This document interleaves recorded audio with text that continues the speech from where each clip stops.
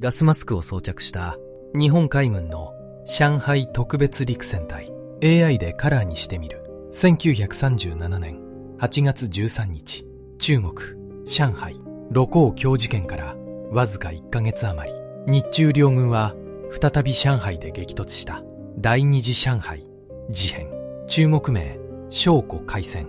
戦闘は3ヶ月続き、日本軍は9000名を超える戦死者を出した。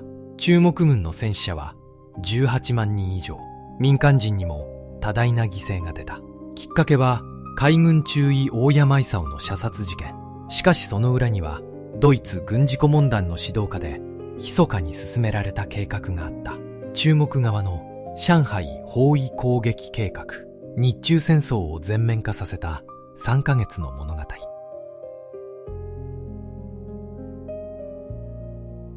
白黒写真のカラー化にあたり協力いただいた東京の画像加工業者リタッチインクさんの復元方法では、従来手法のように白黒の上に色を塗るのではなく、 AI が写真そのものを補正し、当時カラーカメラで撮ったらこう写っていたかもしれない姿に近づける。これはおそらく従来の方法よりもずっと肉眼で見た光景に近い復元方法だ。興味のある方はリタッチインクレタッチ会社とGoogle で検索してみてほしい。第一次上海事変、港湾の竹林の中、日章旗を立て軽機関銃を構える日本軍兵士たち。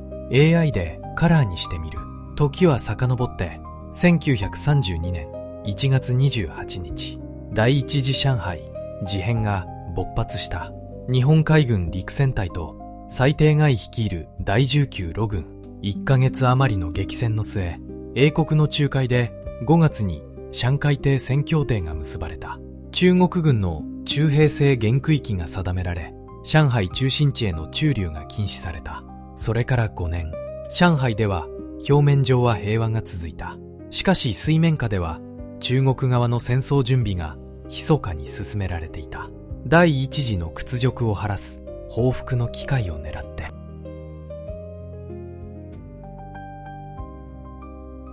執務室で書類に向かうアレクサンダー・フォン・ファルケンハウゼン中将。メガネをかけドイツ軍の制服を着た老将軍。 AI でカラーにしてみる。その中心にいたのがナチスドイツの軍事顧問団第5大団中ファルケンハウゼン中将。1936年4月、ファルケンハウゼンは蒋介石に極秘の進言をする。ヨーロッパに第二次世界大戦の火の手が上がって英米の手が塞がらないうちに対日戦争に踏み切るべきである。中国の第一の敵は日本、第二の敵は共産党。日本との戦いの中で共産党を吸収または消滅させるのが良策である。ヒトラーは対中国武器輸出を許可した。ドイツは日中戦争勃発のも中国への武器輸出を続けた。中国軍はドイツ製の鉄棒、ドイツ製のモーゼル銃、チェコ製の軽機関銃で武装した。第36師、第87師、第88師、ドイツ軍事顧問団に訓練された精鋭部隊だった。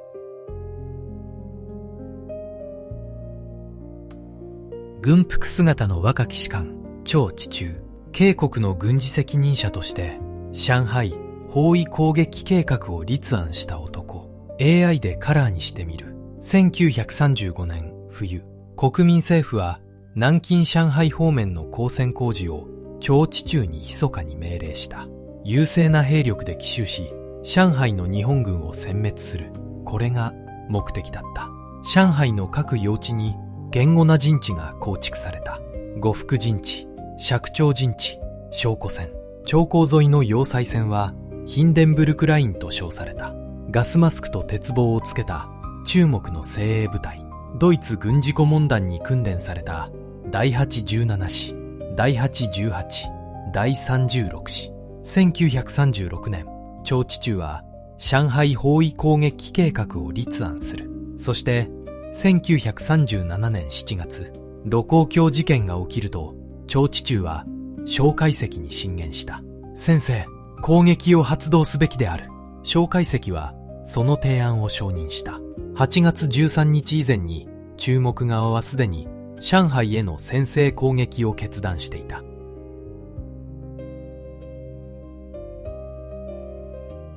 事件後の盧溝橋、800年以上の歴史を持つ石造りの優美な橋、AI でカラーにしてみる。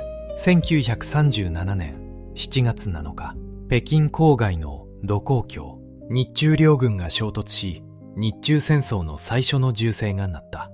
近衛文麿首相は中国側の計画的行動と断じた。そして重大な決意を持って派兵増援する声明を発表する。しかし当時、上海ではもっと大きな戦争の準備が進んでいた。第一次上海事変からの5年間、表面上は静かだった上海。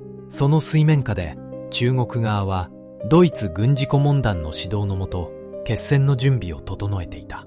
蒋介石は北京周辺で日本軍と戦うよりも戦闘の舞台を中国南部に移すことを目論んだ。第一次上海事変の再現、それが蒋介石の戦略だった。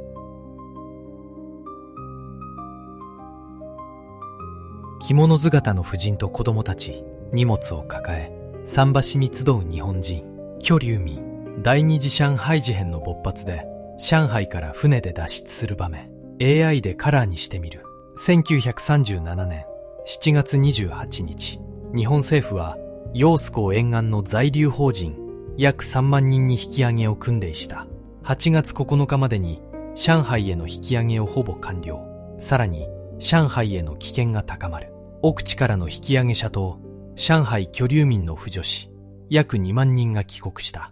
8月13日から19日頃までの出来事だった。残留したのは約1万人。日本人街本宮の街は緊張に包まれていた。第一次上海事変の記憶が誰の脳裏にも蘇っていた。またあの時のような戦闘が起きるのではないか。その予感は的中することになる。大山事件の現場、夜の路上、銃弾を浴びた損傷した車両を警察と軍関係者が囲んでいる。 AI でカラーにしてみる。1937年8月9日、夕刻、上海海軍特別陸戦隊西部派遣中隊長の大山勲海軍中尉、そして斉藤与蔵一等水兵、二人は車両で上海郊外の本橋飛行場付近に向かった。そこで中国保安隊に射殺された大山中尉26歳。後の8月12日、日本海軍は陸軍の派兵を要請した。8月13日、近衛内閣は内地に虎師団の派兵を決定する。そして同日夕刻、ついに第二次上海事変の本格的戦闘が始まる。上空から見た上海海軍特別陸戦隊本部。中央に立つ大きな建物、それが本部。上海四川路共同疎開の北側ゾと AI でカラーにしてみる。ここに日本海軍の上海特別陸戦隊が駐留していた。総兵力約4000人余り。戦闘開始時、上海陸戦隊2200名、漢江から引き上げてきた特別陸戦隊300名、呉と佐世保から送られた特別陸戦隊1200名。これに対する中国軍はすでに2個師団が上海北停車場に到着していた。第817師、第818師、合計約5万人。日本陸戦隊本部を囲むように布陣。10倍以上の戦力差で激戦の幕が開けることになる。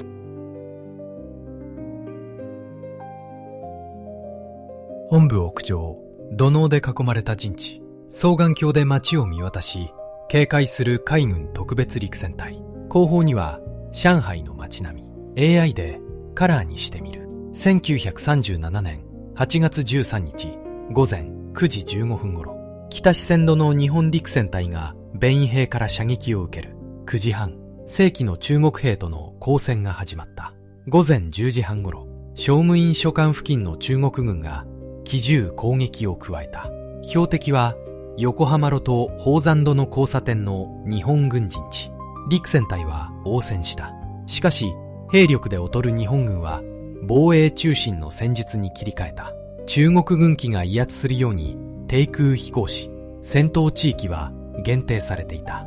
両軍ともこの時点ではまだ全面戦争を避けようとしていた。しかしその均衡はあっという間に崩れる。ドイツ式鉄棒をかぶった中国軍の兵士たち、中毒合作で訓練された第8、17師、第8、18師の精鋭部隊、上海の女性たちが出征する彼らの手を握り、無事を祈る。AI でカラーにしてみる。そして1937年8月13日午後4時54分、八時橋方面の中国軍第8、18師第5、120三団第一へ、彼らは西八時橋、西洋橋、龍英路橋を爆破。そして日本軍に対して砲撃を行った。これが第二次上海事変の本格的戦闘の開始だった。午後5時、大川内上海特別陸戦隊司令官が全軍の戦闘配置を命令。戦闘が開始された。午後9時頃から国民党軍が日本海軍上海特別陸戦隊への総攻撃を開始した。陸戦隊5000人に対し、国民党軍は20万人以上が無尺、蘇州などで待機していた。絶望的な戦力差。それでも陸戦隊は蘇海の日本側拠点を死守し続けた。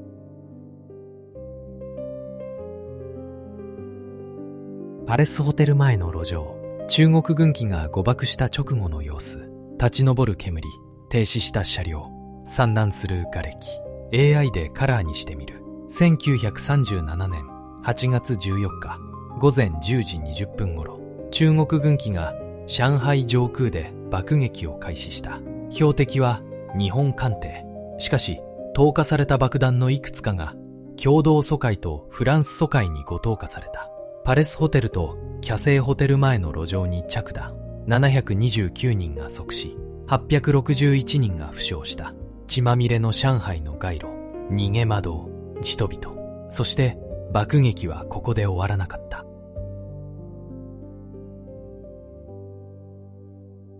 中国軍機の爆撃による大世界前の惨状。道路には散乱死体、損傷した車両、消防ホースが伸び、奥には大世界の看板が見える。AI でカラーにしてみる。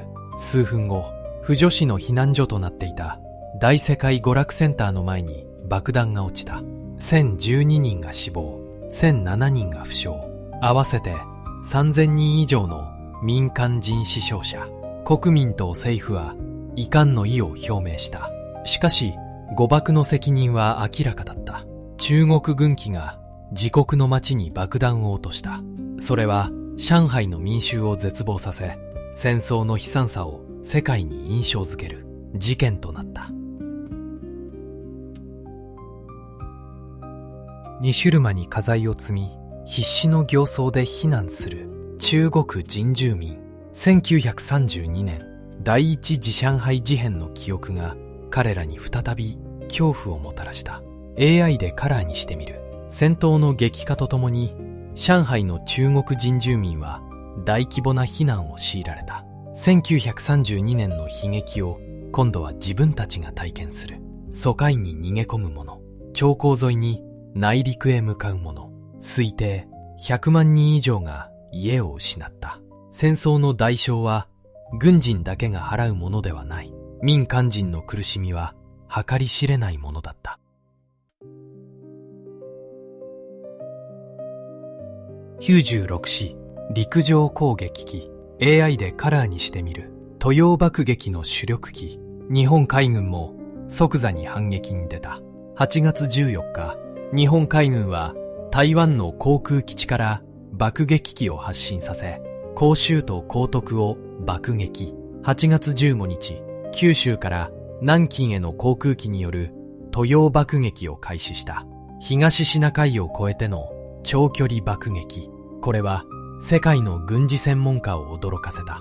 近衛首相も陸軍もこの爆撃計画を知らされていなかった。陸軍の石原幹事作戦部長は事態収拾を困難にすると海軍に抗議した。中国軍を侮って戦闘機の護衛なしに出撃したある攻撃隊。米国製を揃えた中国空軍に9機中8機を撃墜された。しかしこのような事実は日本国内では報じられなかった。成功した渡洋攻撃の華々しさだけが報じられたのである。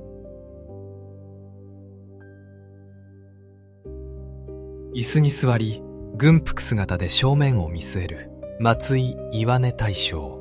1933年頃の肖像写真。AI でカラーにしてみる。8月15日、近衛内閣は不拡大方針を転換。品軍養鳥、南京政府の反省を促すとの声明を発表した。第3師団と第11師団に動員命令が下る。上海派遣軍が編成された。司令官、松井岩根大将。8月23日、上海派遣軍は艦船砲撃の支援を受けながら、上海北部沿岸に上陸を成功させた。しかし、戦闘は日本軍の予想をはるかに超える激しさだった。中国軍の優勢な火力、ドイツ軍事顧問団による統治下と計画的な作戦。上海派遣軍は橋頭堡を築くのが精一杯だった。上海市街地までの20キロが果てしなく遠かった。8月30日、海軍から31日には松井軍司令官から陸軍部隊の増派が要請された。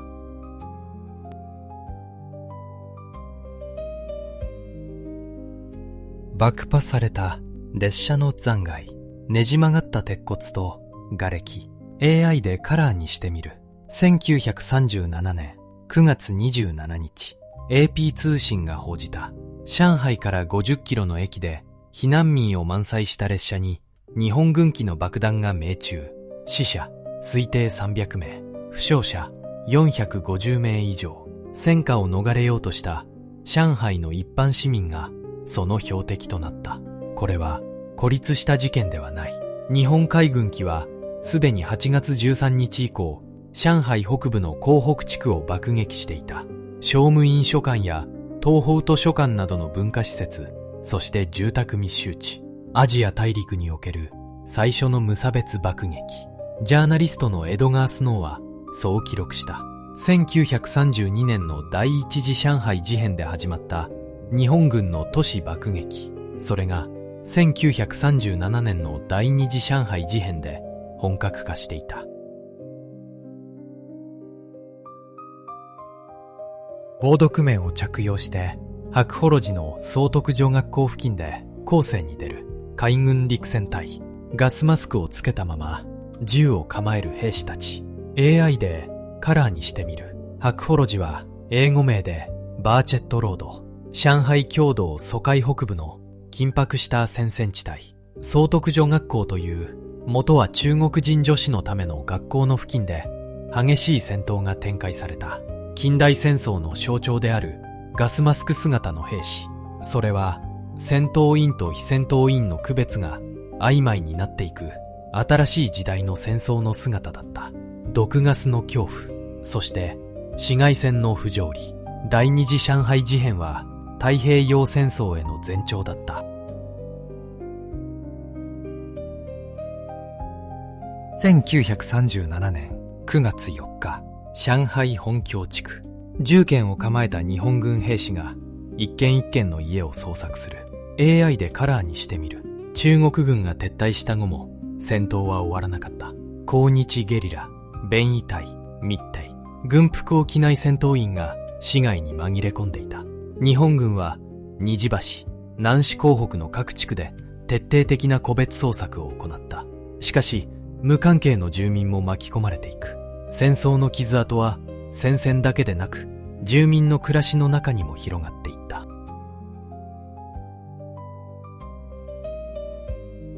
夕日を背に橋を渡る日本軍兵士たちのシルエット。水面に映る光が幻想的な光景を作る。 AI でカラーにしてみる。10月9日、三個師団を大従軍として広州湾から上陸させることが決定された。11月5日、上海南方60キロの広州湾に面した金山営に日本の大従軍が上陸。中国軍の抵抗はほとんどなかった。11月6日、日軍100万上陸広州北岸というアドバルーンが上海の町に挙げられた。蘇州川で戦っていた中国軍は大従軍によって退路が断たれることを恐れた。11月9日、中国軍は一斉に退却を開始する。後方にあった呉服船、釈朝鮮の陣地は全くの無駄になった。ヒンデンブルクラインも戦闘なしに放棄された。中毒合作の夢の終わり。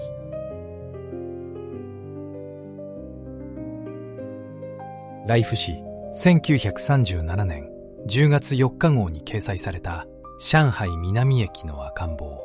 爆撃を受けた上海南駅の線路上で泣き叫ぶ一人の赤ん坊。AI でカラーにしてみる。1937年8月28日、日本軍は上海南駅を爆撃した。その後の現場でハースト社カメラマンの王小帝が撮影した。この一枚の写真は世界の新聞に掲載された。特にアメリカのライフ誌に掲載されたことで欧米の反日世論を高めた。その役割は強烈なものだった。しかしこの写真には後年論争が起きる。演出写真ではないかという疑惑。撮影前後の状況を比較すると赤ん坊が複数の場所に移動して撮影されているように見える。ただそれが演出か偶然かは今も決着がついていない。確実なのはこの写真が世界を動かしたという事実。たった一枚の写真が戦争の流れを変えうる。そんな時代の象徴的な一枚だった。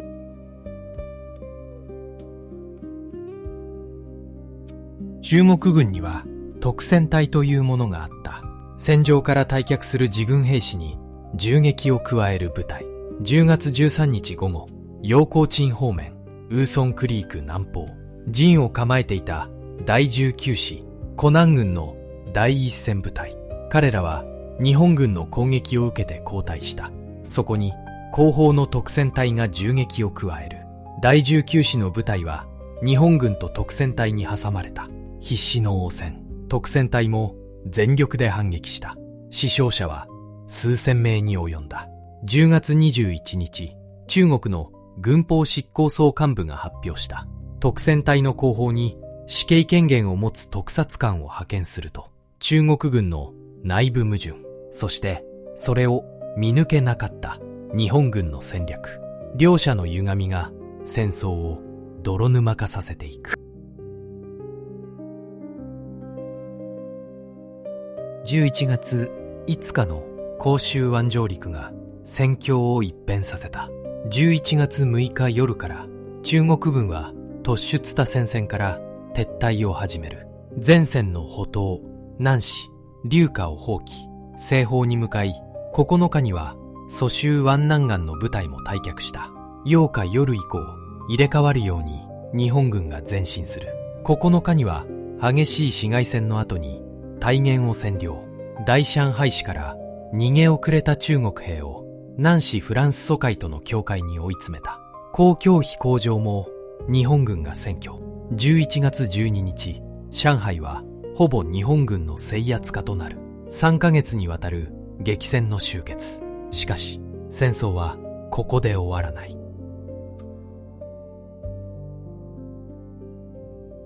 1937年秋1月、上海北停車場、海軍陸戦隊と陸軍兵士が戦場の瓦礫の上で旭日旗を高々と掲げる。そして声を揃えて万歳を叫んだ。 AI でカラーにしてみる。3ヶ月にわたる激戦の末、日本軍はついに上海中心部を制圧した。背後の建物は爆撃で半壊している。上海北の看板だけがかろうじて残っていた。しかしこの勝利の大小は計り知れないものだった。日本軍9000名を超える戦死者、3ヶ月で日露戦争を上回る損害。そしてこの勝利が戦争の終わりではなく始まりに過ぎないこと。それを当時の日本人はまだ知らなかった。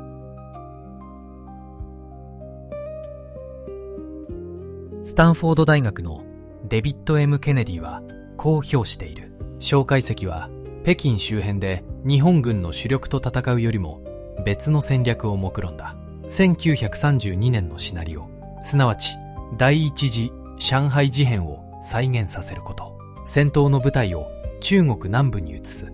上海の約3万人の在留、邦人に脅威を与える。それにより北市の日本軍を揚子江下流の地域に誘い出す。蒋介石のシュタル製磁気板は揚子江下流。ここなら地の利がある。このおとり作戦は成功した。日本軍は北市から上海南京へと戦線を引き伸ばされていく。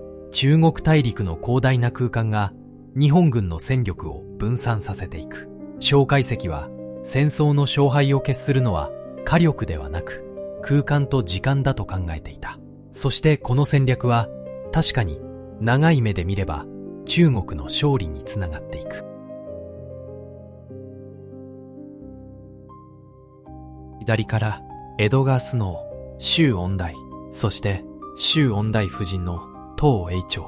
1938年、武漢大学にて戦争の現場には一人のアメリカ人ジャーナリストがいた。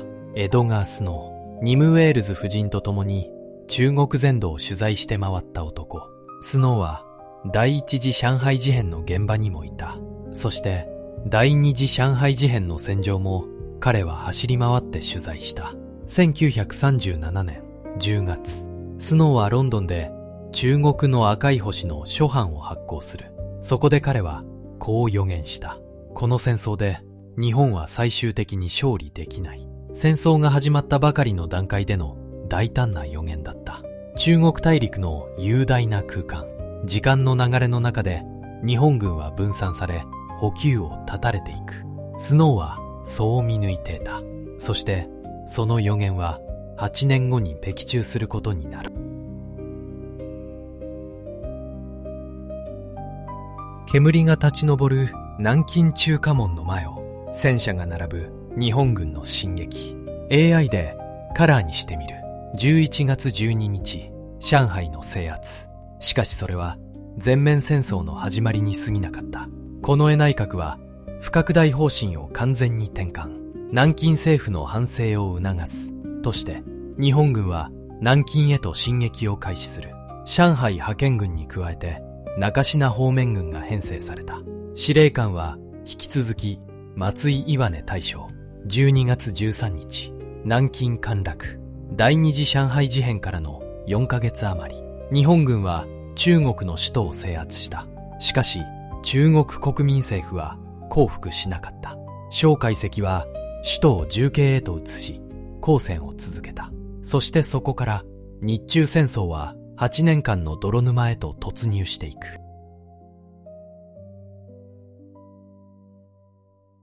第二次上海事変。1937年8月13日から11月12日まで3ヶ月にわたる激戦。きっかけは海軍中尉大山勲の射殺事件。その背景にはファルケンハウゼン中将率いるドイツ軍事顧問団の指導、中毒合作によって精鋭化された中国の第817師、第818師、第36師、戦力比10対1の絶望的な状況で日本海軍上海特別陸戦隊は疎開を死守した。8月13日、八時橋から始まった本格的な戦闘。8月14日、中国軍機による誤爆で民間人3000人以上が死傷した。破壊された街路、瓦礫と化した上海。大世界前の惨状は戦争の悲惨さを世界に印象づけた。日本軍機の爆撃は避難民列車にも及んだ。ガスマスクをつけて市街戦に挑む海軍陸戦隊の姿。抗日ゲリラを探す日本軍は市街を一軒一軒掃討していった。大府市が掲載した上海南駅の赤ん坊は欧米の反日世論を高めた。爆撃された上海南駅近くの市街は瓦礫の山と化していた。蒋介石の上海誘い込み戦略、ドイツ軍事顧問ファルケンハウゼンの進言、エドガー・スノーの予言、すべてがこの3ヶ月に交差していた。11月12日、上海陥落。北停車場で旭日旗を掲げ万歳を叫ぶ日本軍兵士たち。日本軍9000名の戦死者、中国軍18万人以上の戦死者、民間人にも計り知れない犠牲が出た。満州事変、第一次上海事変、盧溝橋事件、そして第二次上海事変。これらの歴史の連続が太平洋戦争へとつながっていった。先人たちの苦闘と犠牲の上に今の日本がある。私たち日本人はこのことを忘れてはいけない。このチャンネルでは、戦争の記憶を風化させないために、当時の白黒写真を AI でカラーに復元してお伝えしています。カラーにすることで、彼らが確かにそこにいたと感じていただけたら嬉しい。AI 読み上げによる音声で、お聞き苦しい点があれば申し訳ありません。読み間違いや事実の誤りがあれば、コメント欄で教えてください。これからも、当時の写真を1枚ずつ、カラーに復元してお届けします。もしこの動画が気に入っていただけたら、高評価、チャンネル登録をお願いします。第二次シャンハイ事変について、あなたはどう思いますか？コメント欄で聞かせてください。